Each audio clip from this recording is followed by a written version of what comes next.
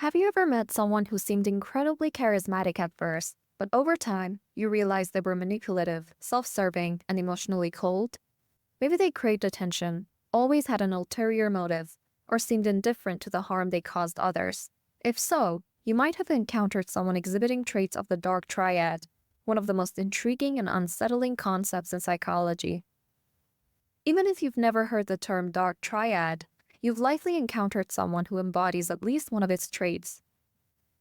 Perhaps you've known a narcissist who craves attention and admiration, or a Machiavellian friend who seems to be scheming for personal gain, or someone with psychopathic tendencies who displays a bold lack of empathy or remorse. While none of these subclinical traits alone automatically mean someone is a criminal or clinically disordered, they do form a pattern of behavior that often leads to interpersonal conflict and emotional harm. In this video, we'll break down each trait, examine where they overlap, and consider both the negative and sometimes surprising benefits these traits can offer in certain situations. Let's dive in. The term Dark Triad was coined by Delroy L. Paulhus and Kevin M. Williams in 2002. So what exactly makes someone Machiavellian, narcissistic, or psychopathic? Are these separate traits, or do they blend together into one dangerous personality type? Some researchers believe the lines between them are blurrier than we think. Let's break them down. Despite overlapping tendencies, the traits remain conceptually distinct. Narcissism focuses on grandiosity, pride, and a sense of entitlement. Machiavellianism centers on manipulative strategies, long-term scheming, and an amoral focus on self-interest. Psychopathy often involves impulsivity, antisocial behavior, and a profound lack of remorse or empathy. Someone may show high levels of narcissism without having a full-blown personality disorder. In an era of social media and influencer culture, it sometimes feels like narcissism is everywhere. But does posting selfies or craving likes make someone a narcissist? Not exactly. True narcissism runs much deeper. While many of us might know someone who loves being the center of attention, a true subclinical narcissist takes it a step further.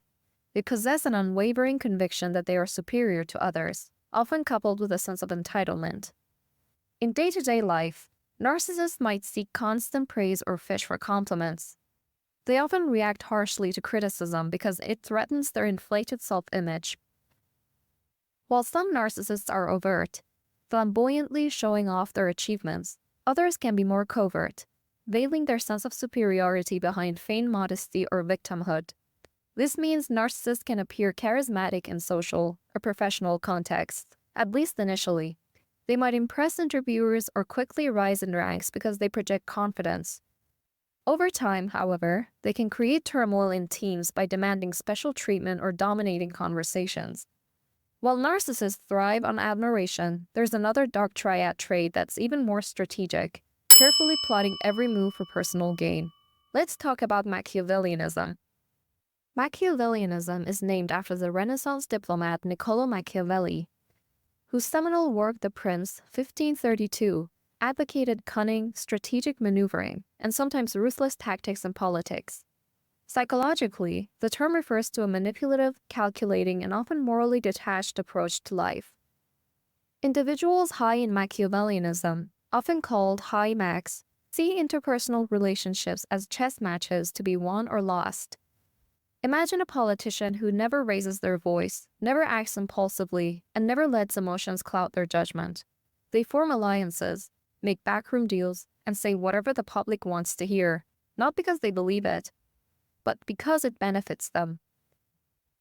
They don't care about right or wrong, only about winning. That's Machiavellianism in action, calculated, strategic, and always one step ahead. They often display patience, strategic thinking, and focus on self-interest. Unlike psychopaths, they are less impulsive and more inclined to methodical long-term schemes. They can appear charming if it serves their ends, but it's primarily a social tool rather than an expression of genuine warmth. Now, what happens when someone takes manipulation to the extreme? When they not only lack empathy but also feel no guilt or remorse for their actions. That's when we enter the territory of psychopathy. Imagine a CEO who fires half his employees right before the holidays, not because the company is struggling, but because it makes the stock price go up. He doesn't lose sleep over it. He smiles in interviews, shakes hands with investors, and seems completely unaffected by the devastation he caused. That's psychopathy in action, charming on the surface, but cold and calculating underneath. Of the three Dark Triad traits, psychopathy is typically seen as the most malevolent, marked by antisocial behavior, impulsivity, and a profound lack of empathy. Psychopathy can be highly destructive in social settings. While clinical psychopaths are often linked to criminal behavior, subclinical psychopathy can appear in everyday environments. Think of a coworker who takes reckless risks, charms everybody superficially, and remains utterly indifferent to the consequences of their action. We like to categorize people. Narcissists want admiration. Machiavellians manipulate for personal gain, and psychopaths are reckless and remorseless. But what if I told you the boundaries between these traits aren't as clear-cut as they seem? A narcissist might manipulate others primarily for attention and validation, whereas a Machiavellian manipulates for personal or financial gain. And a psychopath might exploit simply because they enjoy the thrill or lack remorse entirely. If you thought the Dark Triad was disturbing, what if I told you that some researchers believe there's a fourth dark personality type, one that takes cruelty to another level? Enter sadism. Unlike narcissists, Machiavellians, or psychopaths who manipulate and exploit for personal gain, sadists don't just harm others as a side effect of their behavior, they enjoy it. They seek out cruelty, humiliation, and suffering, not because they have to, but because they want to. It's not about control or ambition. It's about taking pleasure in another person's pain. Think of an internet troll who doesn't just argue online, but deliberately says the most offensive, hurtful thing possible, just to make people angry. They aren't trying to win an argument or gain anything. They just enjoy watching others suffer. This is what psychologists call everyday sadism, a trait linked to cyberbullying, harassment, and even workplace sabotage. But sadism isn't just limited to the internet. Some individuals enjoy belittling coworkers, humiliating partners, or causing pain in social settings. Unlike psychopaths, who hurt others impulsively or without remorse, sadists hurt others because they enjoy it. The suffering itself is the reward. Some researchers argue that sadism should be included in the Dark Triad, forming what they call the Dark Tetrad. Others believe it's a separate trait that deserves its own category. What's clear is that sadism adds an extra layer of malice, going beyond manipulation and exploitation into something even darker: the pleasure of inflicting pain. This raises a disturbing question. How many sadists are walking among us? Research suggests that sadistic tendencies exist on a spectrum. While extreme sadists are rare, small acts of cruelty, laughing at someone's failure, humiliating a weaker person, or enjoying aggressive competition, are more common than we like to admit. Not everyone agrees that the Dark Triad is a useful concept.